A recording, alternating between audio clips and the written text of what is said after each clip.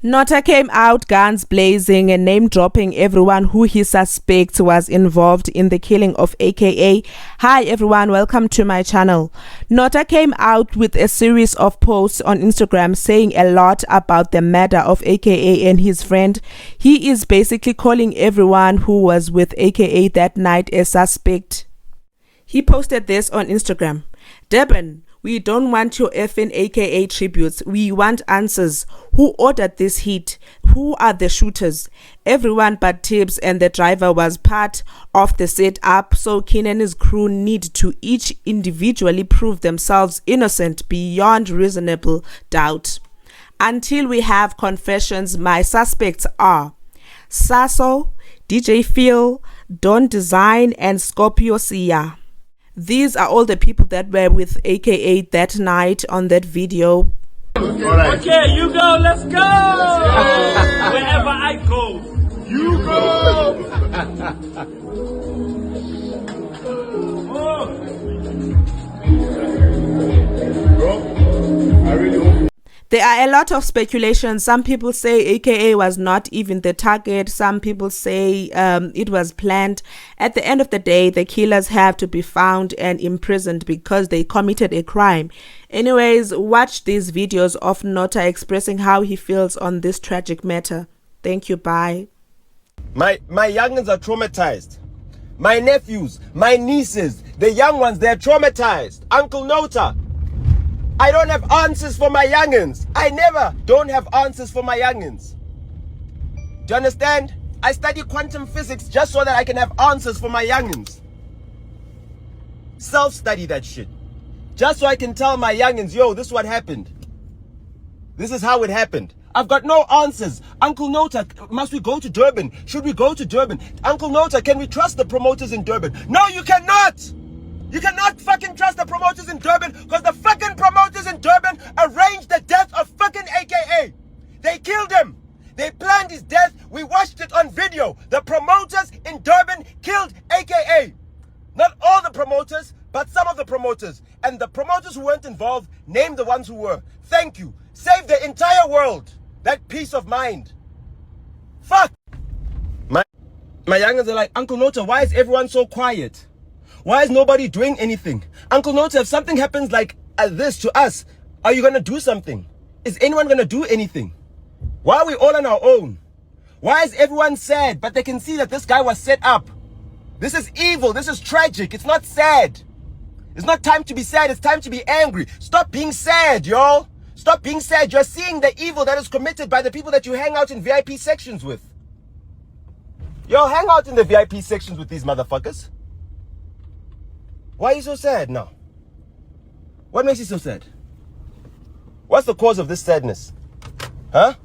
Huh? The sadification of South Africans. Why are you guys so sad? You should be angry. You got a lot to be angry about.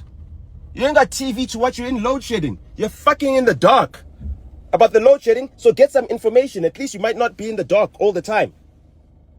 Find out who killed AKA.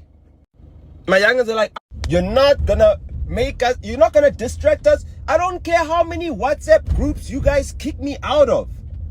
I don't care how many WhatsApp groups you guys kick me out of. The people inside the WhatsApp groups know what happened to Keenan. Yo, there are people that know what happened to Keenan. Yo, South Africans. There are people that know. The celebrities, some of them know.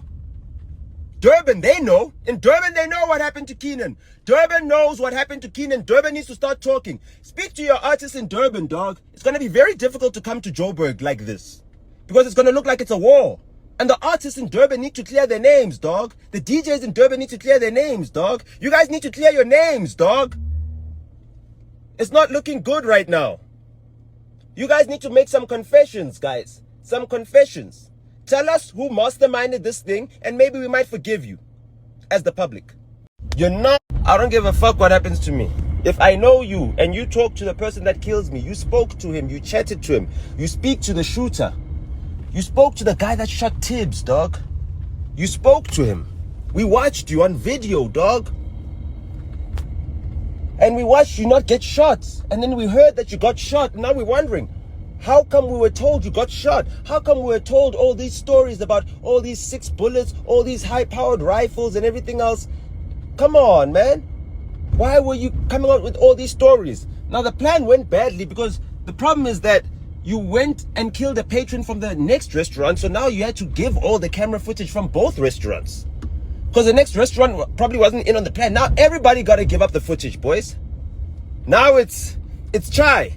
So now boys are at the club. They're not going for trauma counseling because they're celebrating their last days as free men.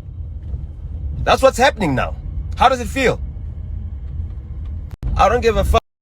I don't know about you, but the last thing I want to be doing is going to a nightclub where they're going to be playing music and then it's going to be a celebration and we're drinking and, you know, we're not actually looking at the most critical, the first 48 hours in any murder investigation.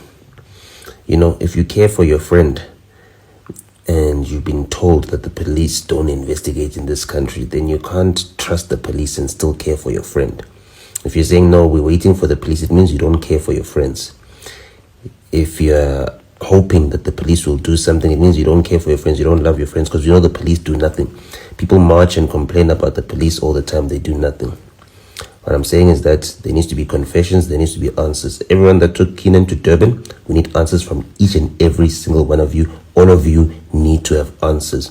You come back to Joburg with answers, that's it, nothing less.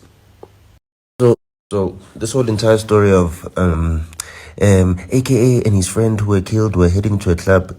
AKA and Tibbs were at two separate venues, at two separate times, with two different groups of people. They know each other, they step out, and then they bump into each other. They greet as they're leaving. They're both leaving, going their separate ways. They hug and embrace because they hadn't seen each other in a long time. And because they're not planning to see each other later. So that's why they had a long hug and embrace. But either way, they're standing in formation. They stand right next to each other. Cool. Tibbs is the only one that's, you know, Keenan was standing by himself. If you remove Tibbs from the picture and you realize that he was a third party that was added there, Keenan was actually standing by himself, with his entire team watching him, but turning their heads and looking the other way right as the shot was fired.